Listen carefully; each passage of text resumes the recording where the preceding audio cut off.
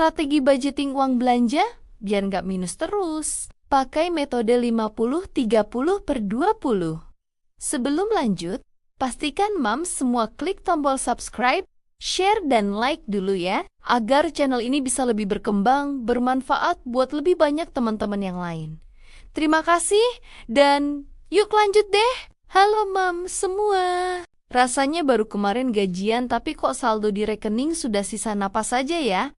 Apalagi sekarang harga beras sama bumbu dapur lagi, hobi banget balapan naik, kayak pembalap di sirkuit. Jujur saja, aku juga sempat pusing 7 keliling lihat kondisi ekonomi dunia yang lagi goyah tidak keruan begini, karena imbasnya langsung terasa sampai ke panci dapur kita, yang makin sering bunyi nyaring tanda isinya tipis. Fenomena ini bikin kita para ibu harus putar otak 2 kali lipat lebih keras supaya asap dapur tetap ngebul tanpa harus pinjam sana-sini. Yang ujung-ujungnya bikin uban makin subur di kepala. Penting banget buat kita punya pegangan kuat di tengah ketidakpastian ini supaya tidak cuma jago masak, tapi juga jago mengelola setiap rupiah yang mampir ke dompet kita. Berdasarkan artikel finansial dari salah satu portal berita ekonomi ternama, disebutkan bahwa kunci bertahan di tengah inflasi adalah pembagian pos anggaran yang disiplin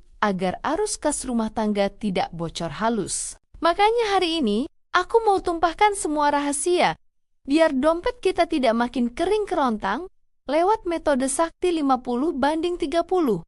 Banding 20. Metode ini sebenarnya simple banget, karena kita cuma perlu membagi pendapatan jadi 3 kantong besar tanpa perlu ribet hitung pakai rumus fisika yang bikin pusing. Bagian pertama adalah nomor 1, yaitu alokasikan 50% dari total uang belanja buat kebutuhan pokok yang sifatnya wajib fardu ain, tidak bisa ditawar lagi. Contoh realnya ya, buat bayar tagihan listrik yang kalau telat sehari saja sudah diancam diputus, beli beras, belanja sayur, sampai bayar SPP anak yang harganya kadang bikin jantung mau copot. Bayangkan saja, kalau uang buat bayar kontrakan malah dipakai buat beli tas baru yang cuma buat pamer di arisan, wah, itu namanya cari penyakit yang bikin kita tidak bisa tidur nyenyak tiap malam. Lanjut ke nomor 2, yaitu jatah 30% yang bisa kita pakai buat keinginan atau hiburan biar kesehatan mental kita sebagai menteri urusan domestik tetap terjaga dengan baik. Namanya juga ibu-ibu. Kadang kita butuh jatah jajan seblak atau kopi kekinian biar tidak gampang marah-marah sama jemuran yang tidak kering-kering pas musim hujan. Tapi ingat ya Bu, bagian 30% ini jangan sampai kebablasan. Karena psikologi kita seringkali tertipu antara butuh atau cuma sekadar lapar mata saat lihat diskon merah di mall. Secara psikologis, kita sebagai manusia memang cenderung mencari rasa senang dengan cara yang instan. Salah satunya lewat belanja barang-barang yang terlihat lucu, unik, atau menggemaskan. Apalagi setelah seharian penuh disibukkan dengan rutinitas mengurus rumah, memasak, membersihkan, dan mengurus keluarga, rasa lelah itu seringkali menumpuk tanpa disadari. Di titik itulah otak kita mencari hadiah kecil sebagai pelarian. Dan belanja jadi salah satu cara tercepat untuk mendapatkan perasaan puas tersebut, meskipun sifatnya hanya sementara. Masalahnya, kepuasan sesaat ini seringkali membuat kita lengah. Kita merasa ini cuma sedikit kok, atau sekali-sekali nggak apa-apa, padahal kalau dikumpulkan, pengeluaran kecil yang tidak direncanakan ini bisa jadi cukup besar. Tanpa sadar, uang yang seharusnya dialokasikan untuk kebutuhan penting justru terpakai untuk hal-hal yang sebenarnya tidak terlalu dibutuhkan. Ini yang sering menjadi jebakan. Karena terlihat sepele tapi dampaknya nyata untuk kondisi keuangan keluarga. Karena itu, penting sekali untuk benar-benar menjaga dan mengontrol jatah hiburan atau self-reward ini. Boleh saja menyenangkan diri sendiri. Itu wajar dan bahkan perlu, tapi harus tetap dalam batas yang sehat dan tidak mengganggu kebutuhan utama. Jangan sampai keinginan untuk mengikuti tren, terlihat stylish, atau sekadar ikut-ikutan gaya hidup sosialita, justru mengorbankan kebutuhan dasar keluarga. Bagian terakhir yang tidak kalah penting adalah Nomor 3, yakni sisihkan 20% untuk tabungan atau dana darurat sebagai benteng pertahanan terakhir keluarga kita tercinta. Kita tidak pernah tahu kapan tiba-tiba mesin cuci ngadat atau anak mendadak minta beli buku prakarya yang harganya selangit. Jadi dana ini benar-benar penyelamat nyawa. Bayangkan, kalau kita tidak punya simpanan sama sekali, di saat ekonomi global lagi tidak menentu seperti sekarang, rasanya pasti seperti terjun payung, tapi lupa bawa payungnya. Angka 20% ini mungkin terasa berat di awal.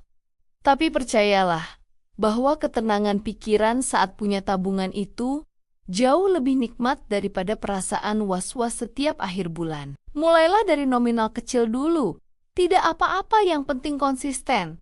Karena sedikit demi sedikit lama-lama jadi bukit tabungan yang bisa bikin kita senyum lebar saat ada kebutuhan mendadak. Sebenarnya kalau kita mau jujur pada diri sendiri, masalah keuangan itu seringkali berawal dari gengsi yang lebih besar daripada pendapatan kita yang pas-pasan ini. Kita seringkali merasa kurang, bukan karena uangnya sedikit, tapi karena keinginan kita yang terlalu banyak mau mengikuti standar hidup orang lain di media sosial. Memang tidak mudah buat mengubah kebiasaan lama yang suka asal gesek kartu atau asal pengeluaran tanpa dicatat, tapi demi masa depan anak-anak, kita harus berani berubah. Mari kita jadikan momen ekonomi yang lagi goyah ini sebagai ajakan buat lebih bijak dan lebih dewasa dalam mengatur skala prioritas rumah tangga kita masing-masing. Jangan sampai kita jadi orang yang jago kasih saran ke tetangga, tapi dapur sendiri malah kebakaran karena manajemen yang berantakan tidak keruan. Ayo Bu, kita bangun optimisme bahwa dengan disiplin dan strategi yang tepat, kita pasti bisa melewati badai inflasi ini dengan kepala tegak dan hati yang tenang. Percayalah bahwa setiap rupiah yang kita hemat hari ini adalah investasi untuk senyum bahagia keluarga kita di masa depan yang jauh lebih cerah dan penuh harapan. Semangat ya Bu, karena ibu yang cerdas adalah jantung utama yang bikin rumah tangga tetap berdenyut sehat dan penuh keberkahan setiap harinya. Semoga tips sederhana ini bisa bikin dompet kita semua makin tebal dan tidak perlu lagi ada drama minus di akhir bulan yang bikin kita pening. Akhir kata, mari kita saling menguatkan dan terus belajar jadi pengelola keuangan yang hebat demi kesejahteraan orang-orang tersayang di sekitar kita. Teruslah berjuang karena usaha kita dalam mengatur rezeki suami dengan baik pasti akan membuahkan hasil manis yang tak terduga pada waktunya nanti. Kesuksesan finansial keluarga dimulai dari ketegasan tangan kita saat membagi pos-pos anggaran ini dengan penuh tanggung jawab dan kasih sayang tulus. Teruslah tersenyum meski harga cabai lagi naik setinggi langit, karena kebahagiaan itu kita yang ciptakan, bukan ditentukan oleh saldo di buku tabungan semata. Amin. Terima kasih Mam, semua sudah menemani dan mendengarkan ceritaku sampai akhir. Sampai ketemu lagi di video-video berikutnya. Jangan lupa share video ini ke teman-teman lain ya.